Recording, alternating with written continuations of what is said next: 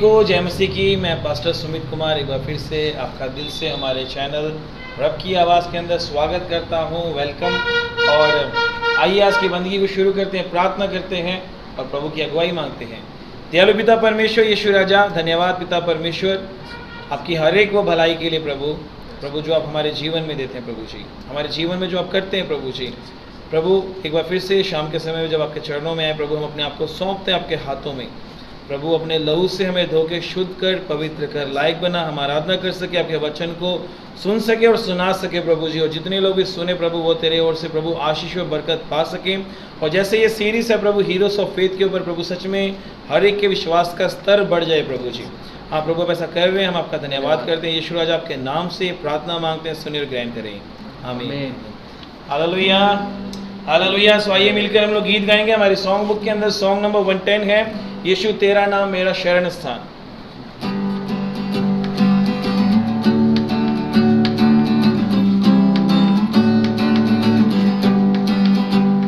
यीशु तेरा नाम मेरा शरण स्थान, तेरी मैं स्तुति करूंगा। यीशु तेरा नाम मेरा शरण स्थान, तेरी मैं स्तुति करूंगा। स्तुति करूंगा, तेरी स्तुति करूंगा, स्तुति करूंगा, तेरी स्तुति करूंगा। यीशु तेरा नाम मेरा शरण स्थान, तेरी मैं स्तुति करूंगा। यीशु तेरा नाम मेरा शरण स्थान, तेरी मैं स्तुति करूंगा। यहोवा ईरे सब कुछ संभालेगा। यहोवा ईरे सब कुछ संभालेगा।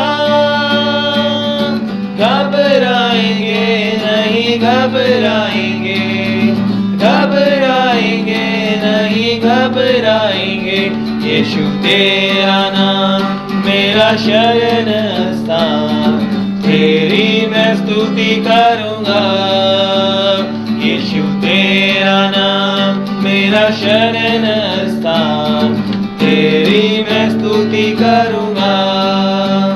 यहोवा नीसी हमेशा विजय देता है। यहोवा नीसी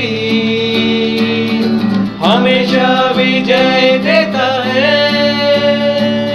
स्तुति करूंगा, तेरी स्तुति करूंगा, स्तुति करूंगा, तेरी स्तुति करूंगा।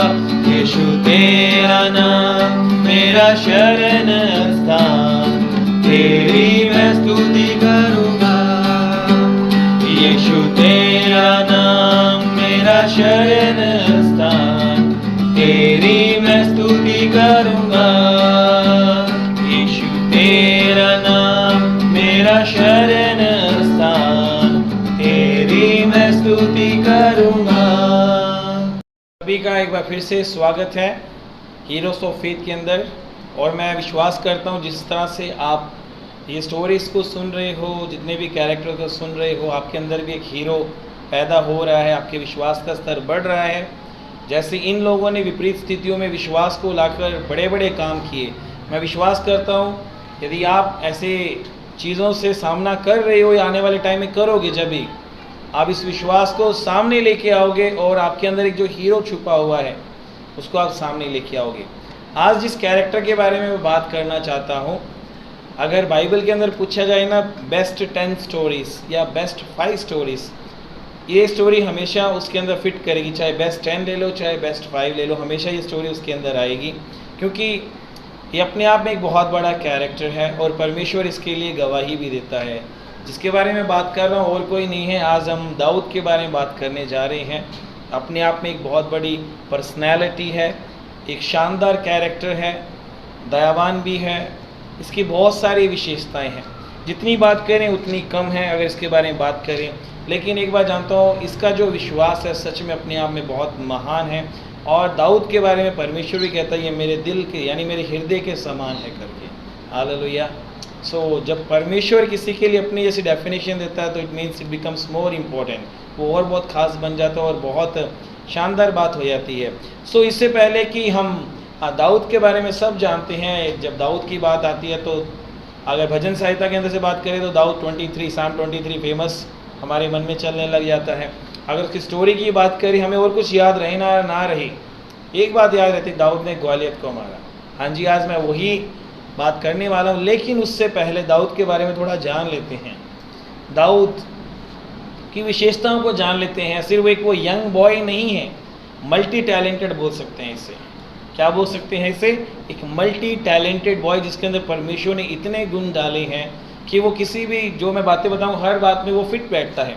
सबसे पहले अगर मैं बात करूं उसकी दाऊद की, वो एक बहुत अच्छा म्यूजिशियन है, संगीतकार। कैसे मैं कह सकता हूँ, ये सारे हम वचनों के अंदर ढूंढेंगे, हमें मिल जाएगा। लिखा हुए वचन के अंदर जब साउल के अंदर दुष्ट आत्माएं प्रवेश करती, जब उसने परमेश्वर की आज्ञा को तोड़ दिया था, प्रभु की आज्ञा के विरोध चला गया था, तो पवित्र आत्मा जब चला गया तो दुष्ट आत्माएं उसके अंदर आके रहने लग गई थी, उसे परेशान करने लगी, उसे तंग करने लगे। ऐसे में किसी ने दाऊद के बारे में बताया कि दाऊद बहुत अच्छा गीत बजाता है, गाता भी है करके। तो साउल ने उसे बुलाया और जब वो आकर वहाँ पर गीत गाता था, म्यूज़िक बजाता था, लिखा हुआ वचन के अंदर अगर हम पढ़ेंगे 1 शमूएल उसके 16वें अध्याय के 23वें वचन के अंदर लिखा हुआ है, तब क्या होता था, साउल के अंदर जो दुष्ट आत्माएं थी वो भाग जाती थी जब वो आराधना करता, जब वो गीत गाता था प्रभु की। हालेलुया। सो एक बहुत अच्छा म्यूजिशियन था। दूसरे नंबर पे बोल सकते हैं एक बहुत अच्छा पोइट भी था, वो एक बहुत अच्छा कवि था। क्यों मैं ये कहता हूँ एक बहुत अच्छा कवि था? क्योंकि हम देखते हैं भजन संहिता के अंदर 150 भजन हैं, 150 साम्स हैं, जिसके अंदर आधे से ज़्यादा दाऊद ने ही लिखे हैं, आधे से ज़्यादा दाऊद ने लिखे। सो ये सारे भजन हमें परमेश्वर की ओर लेके जाते हैं, वो बहुत सारी प्रभु को परिभाषाएं देता है, प्रभु हमारे लिए क्या है करके। सो एक बहुत अच्छा कवि भी हम इसको बोल सकते हैं। और एक और जो बात मैं कह सकता हूँ इसके बारे में वो ये कि ये बहुत अच्छा डांसर भी है, ये डांस करने वाला भी है, नृत्य करने वाला भी है। हम ये कैसे कह सकते हैं, ये भी वचन के अंदर लिखा हुआ है, अगर हम पढ़ते हैं तो लिखा हुआ है जब परमेश्वर की वेदी को लेके जाया जा रहा था, यानी वो लेके आ रहे थे, तो दाऊद ने अपने रॉयल कपड़ों को हटा दिया था। रॉयल कपड़ों को हटाकर वहाँ पर क्या करने लग गया, वो परमेश्वर की वेदी के सामने नाच रहा था, वो दिखा रहा था कि मैं परमेश्वर के लिए कहाँ तक जा सकता हूँ करके। मतलब परमेश्वर के लिए वो बहुत ही प्यार रखता था। सो तीसरी जो बात देखते हैं वो है कि एक बहुत अच्छा डांस करने वाला यानी नृत्य करने वाला। और चौथी बात अगर उसकी बात की जाए, एक बहुत अच्छा शिकारी भी था, वो हंटर बोल सकते हैं, चाहे छोटा था लेकिन एक बहुत अच्छा हंटर है। वो मैं इसलिए कहता हूँ क्योंकि अब हम सब जानते हैं कि दाऊद क्या था, एक चरवाहा था, भेड़ों की रखवाली करने वाला। उसके पापा ने उसको बोल रखा था कि मेरी भेड़ों का ध्यान रखना, और वो वही काम करता था। लेकिन जो अच्छी बात लिखी हुई वो ये कि दाऊद जब भेड़ों की रखवाली करता था, जब उसके पास कोई शेर या भालू आ जाता था तो दाऊद क्या करता था, अपने हाथों से उनको मार डालता था। सो किसी चीज़ की ज़रूरत नहीं पड़ती, अपने हाथों से ही वो क्या करता था, मार देता था। सो हम कह सकते एक बहुत अच्छा शिकारी भी है वो, एक बहुत अच्छा हंटर भी है करके। और लास्ट में एक और बात कहूँगा, इसके अलावा और भी बहुत सारे होंगे लेकिन मैं 5 ही आपको बताना चाहता हूँ। एक और जो अच्छी बात बताना चाहता हूँ वो ये, दाऊद एक बहुत अच्छा सोल्जियर भी है। बाद में उसने बहुत सारी लड़ाइयाँ लड़ी, बहुत सारे युद्ध जीते, बहुत सारा काम किया, उसने बहुत सारे दुश्मनों को मारा। लेकिन मैं ये कहता हूँ एक बहुत अच्छा वो एक सैनिक भी था। इससे पहले कि वो जाके लड़ाइयाँ लड़े, उससे पहले हम देखते हैं उसने कैसे ग्वालियत का सामना किया। जब साउल की सारी सेना डर रही है, घबरा रही है, ऐसे में हम देखते हैं दाऊद आगे आ रहा है और जाके लड़ रहा है। तो हम कह सकते हैं बिना ट्रेनिंग के, बिना किसी स्किल के लड़ाई कैसे लड़नी है, एक अच्छा सोल्जियर भी उसके अंदर छुपा हुआ है। सो हम देख सकते हैं कि दाऊद के अंदर बहुत सारी क्वालिटीज़ है, एक बहुत अच्छा रोल मॉडल, इससे हम बहुत कुछ सीख सकते हैं। अब कुछ और गुड क्वालिटीज़ के बारे में भी बात करूँगा, ज़्यादा नहीं, 3-4 बातें ही बताऊँगा। गुड क्वालिटीज़ 3 बातें बताऊँगा, उसके बाद हम देखेंगे कि कैसे ये हीरोज़ ऑफ फेथ के अंदर फिट बैठता है, इसके ऊपर बात करेंगे। पहली बात जो मैं बात करना चाहता हूँ, ये जानता है कि अभिषेक की अहमियत क्या होती है। दाऊद अभिषेक की अहमियत को जानता है कि अभिषेक क्या है करके।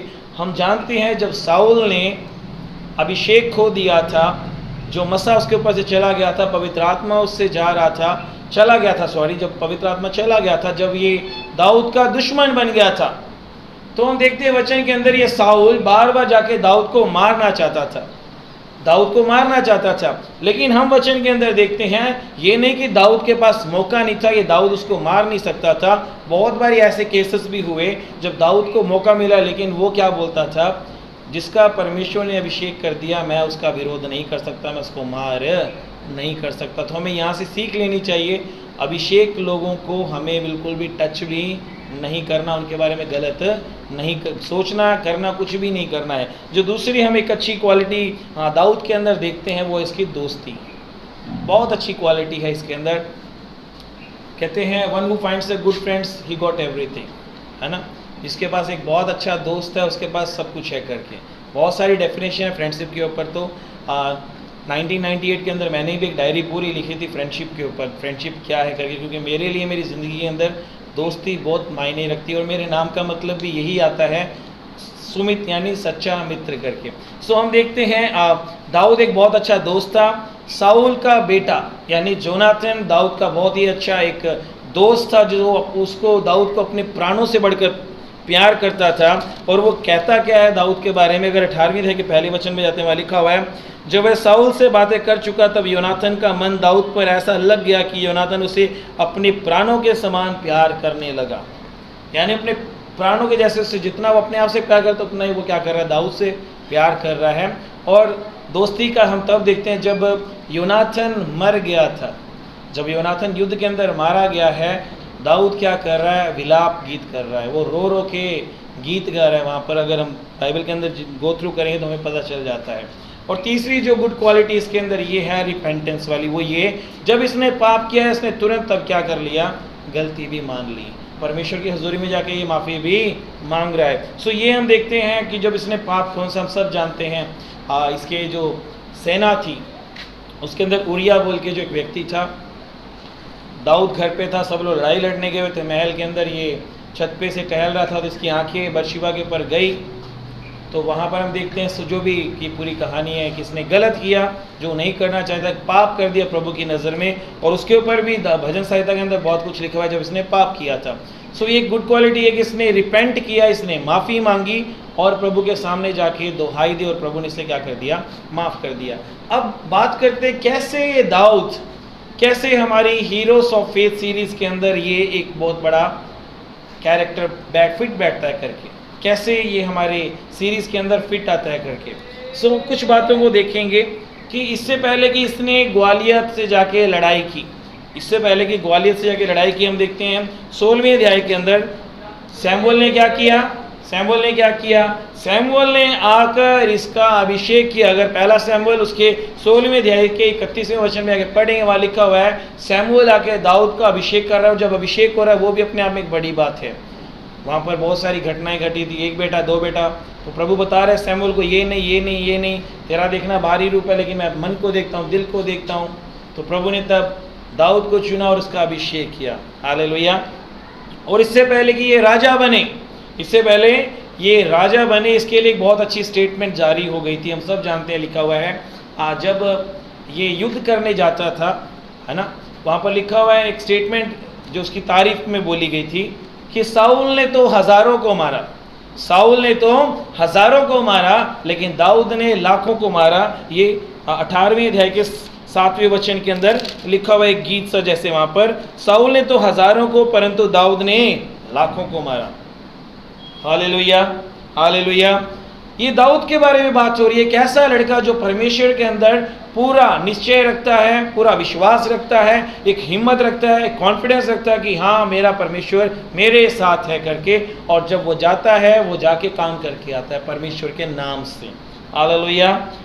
एक ऐसा लड़का जिसके पास कोई मिलिट्री ट्रेनिंग नहीं है, कुछ भी नहीं, लेकिन जाके वो क्या कर रहा है, परमेश्वर के नाम से लड़ाई लड़ता है करके। जबकि हम देखते हैं जो इनको सता रहा है, जो इनको परेशान कर रहा है ग्वालियत, 40 दिन तक, हाँ जी 40 दिन तक इनको लगातार क्या कर रहा है, इनको कुछ बोल रहा है। यहाँ मैं पढ़ देता हूँ, जरा देखिए। वह पलिश्ती तो 40 दिन तक सवेरे और सांझ को निकट जाकर खड़ा हुआ करता था। मतलब क्या कर रहा है, निंदा कर रहा है, इनको चिढ़ा रहा है, टॉन्ट कर रहा है, अगर तुम्हारे अंदर दम है, तुम्हारे अंदर जिगरा है, अगर तेरे परमेश्वर में है, तो आके मुझसे क्या करो, लड़ाई करो करके। हालेलुया। हम देख रहे हैं 40 दिन वो सुबह शाम आ रहा है, साउल की सारी सेना उसका कद काठ देखकर, उसकी आवाज़ सुनकर डरी हुई है, घबराई हुई है। यहाँ तक कि साउल भी घबराया हुआ है। वही साउल जो प्रभु के पीछे चलने वाला था, जिसने पहले इसने भी लड़ाइयाँ जीती हैं, लेकिन अब ये खुद घबराया। क्यों? क्योंकि पवित्र आत्मा इसके अंदर से चला गया है, इसके अंदर से पवित्र आत्मा चला गया है। लेकिन यहाँ पर एंट्री होती है हमारे हीरो ऑफ फेथ की, यानी दाऊद के, यंग बॉय के जिक्र यहाँ पर आता है कि जब उसके पापा ने भेजा था उसके भाइयों के पास, जैसे यूसुफ के पापा ने भेजा था यूसुफ को अपने भाइयों के पास, है ना, वो भी चरवाहा था, ये भी चरवाहा है। हुआ यहाँ पर जब ये वहाँ छावनी में पहुँचता है, ये 17th चैप्टर बहुत ही फेमस है, आप पढ़ना इसे। मैं कुछ बातों को ही आपको बताना चाहता हूँ। जब ये छावनी में पहुंचा, जब वहाँ पर, तो वहाँ पर एक घटना घटी। मैं 23वें वचन से पढ़ूंगा, 17 का 23 से। वह उनके साथ बातें कर ही रहा था कि फलिस्तियों के पतियों में से वह वीर अर्थात गतवासी ग्वालियात नामक वह फलिस्ती योद्धा चढ़ आया और पहले सी बातें कहने लगा और दाऊद ने उसे सुना। यहाँ देख रहा है, जब वो बातें भी कर ही रहा था, तब अचानक उसके सामने पहली बारी यहाँ पर एनकाउंटर किससे हो रहा है, वो ग्वालियत को देख रहा है।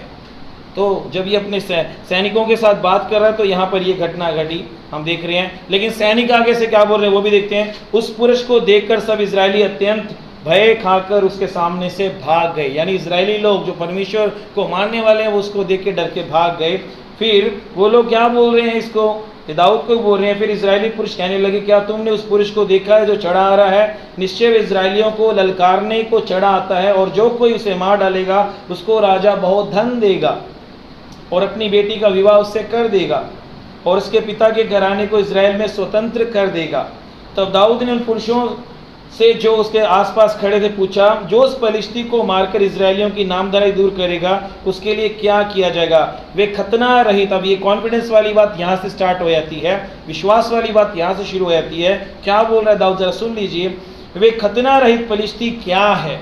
वे खतना रहित फलिश्ती क्या है कि जीवित परमेश्वर की सेना को ललकारे। किसको मालूम है कि परमेश्वर कौन है और वो किसको ललकार है करके, लेकिन सेना नहीं जान रही, राजा नहीं जान रहा वो किसको ललकार है। ये बोल रहा है जीवित परमेश्वर की सेना, लेकिन वो सेना क्या कर रही? जब तक जीवित परमेश्वर को फॉलो नहीं कर रही, वो सेना सिर्फ अपने दम पे, अपने बलबूते पे अपने आप को देख रही है, हम उसका मुकाबला नहीं कर सकते हैं। लेकिन जब दाऊद की एंट्री होती है, दाऊद जब विश्वास की बात करता है, वो क्या कहता है? जीवित परमेश्वर की सेना। उसके विश्वास यहीं से स्टार्ट होता है। दूसरा इसका एनकाउंटर देखते हैं जब साउल के साथ हुआ। साउल भी इसको क्या बोल रहा है और ये उसको क्या बोल रहा है। अगर 33वें वचन से पढ़ते तो क्या हुआ? साउल ने दाऊद से कहा, तू जाकर उस फलिश्ती के विरुद्ध युद्ध नहीं कर सकता, क्योंकि तू लड़का ही है और वे लड़केपन से ही योद्धा है। दाऊद ने साउल से कहा, तेरा दास अपने पिता की भेड़ बकरियां चराता था, और जब कोई सिंह या भालू झुंड में से मेमना उठा ले जाता, तब मैं उसका पीछा करके उससे मारता और मेमने को उसके मुंह से छुड़ा लेता, और जब वह मुझको हमला करता तब मैं उसको केश को पकड़कर उसको मार डालता था। तेरे दास ने सिंह और भालू दोनों को मारा है, और वे खतना रहित फलिश्ती उसके सामने समान हो जाएगा, क्योंकि उसने जीवित परमेश्वर की सेना को ललकारा है। हालेलुया। यहाँ पर देख रहे हैं फिर से इसका कॉन्फिडेंस डगमगाया नहीं है, जो उनका डगमगाया पड़ा है, इजरायली लोगों का डगमगाया पड़ा है, सेना का डगमगाया पड़ा है, साउल का वेवर हुआ पड़ा है, शेक हुआ पड़ा है फेथ। लेकिन ये बार बार एक ही बात बोल रहा है, जीवित परमेश्वर की सेना। हालेलुया। इतना कॉन्फिडेंस इसका परमेश्वर के अंदर है, इतना परमेश्वर के ऊपर ये विश्वास करता है।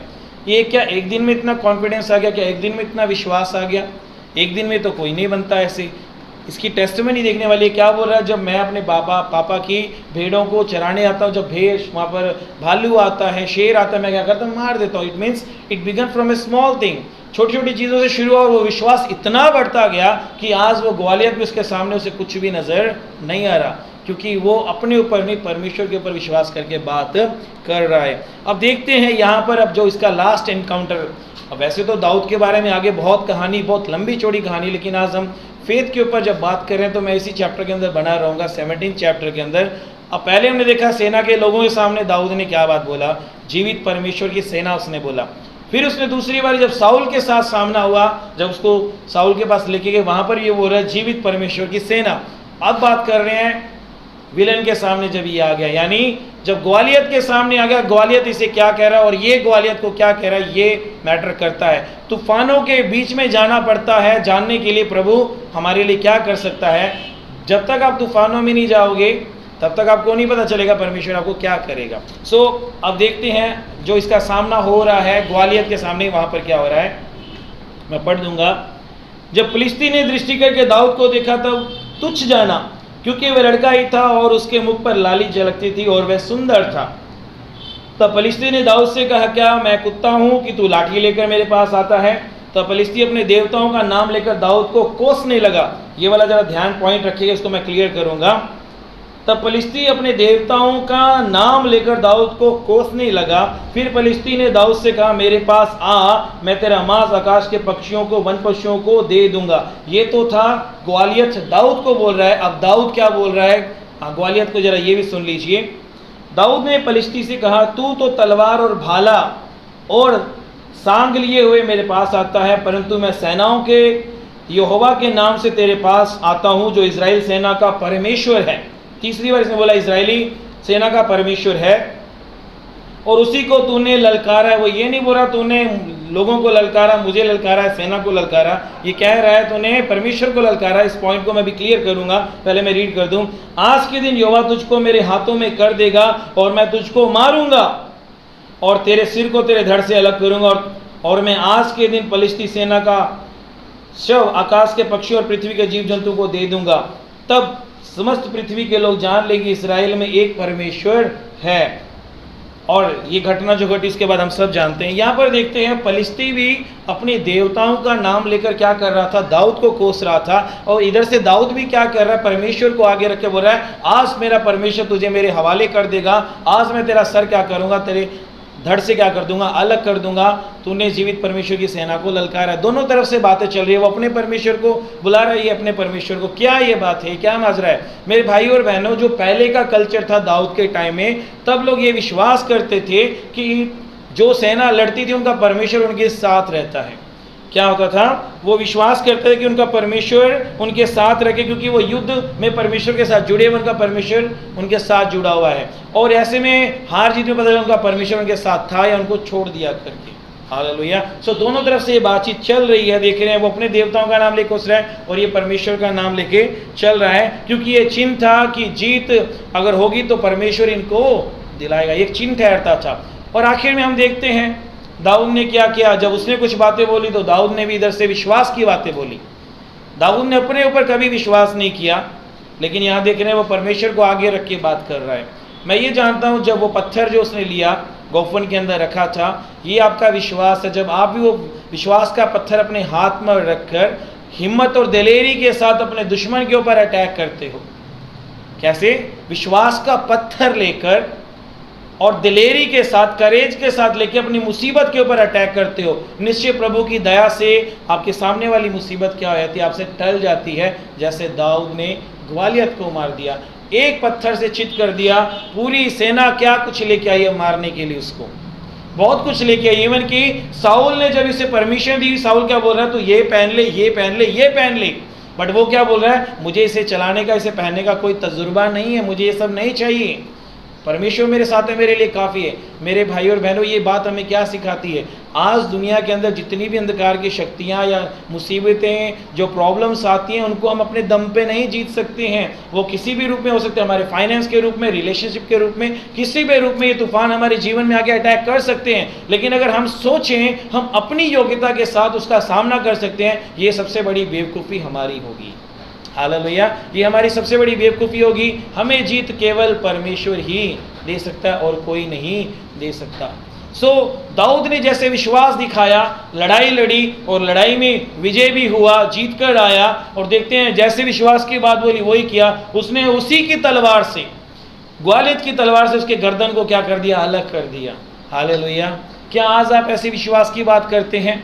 दाऊद ने पहले टाइम से विश्वास की बात की। जब उस मैदान में उतरा, जब उस मुसीबत को देखा, वहाँ से उसने शुरू कर दिया। हम लोग क्या करते हैं, जब मुसीबत को पहले टाइम से देखना स्टार्ट करते हैं, हम शायद आखिरी तक तो पहुँच ही नहीं पाते हैं। हम पहले कहीं ना कहीं डगमगा जाते हैं, कहीं ना पहले हम मुसीबत को देख कर डर के भाग जाते हैं। अपने विश्वास को उस स्तर तक जाने नहीं देते जहाँ पर प्रभु अपनी महिमा दिखा सके।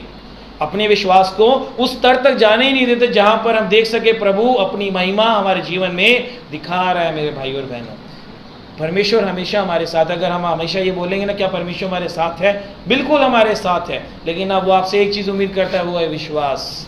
आज दाऊद के समान आपके अंदर विश्वास होना चाहिए। एक पत्थर काफ़ी है, आपके पास वो एक टैलेंट हो सकता है, कुछ भी हो सकता है आपके दुश्मन को, आपकी मुसीबत को हराने के लिए। हालेलुया। सो प्रभु आपको बरकत दे, आशीष दे। इससे पहले हम आगे बढ़ें, मैं फिर से कहूँगा अपने विश्वास को छोटा मत रखिए, अपने विश्वास के स्तर को इतना बढ़ा दीजिए कि आपको आपकी मुसीबतें बहुत छोटी लगें। सो कल फिर मिलेंगे 7 बजे नए कैरेक्टर से, तब तक सभी को जय मसीह।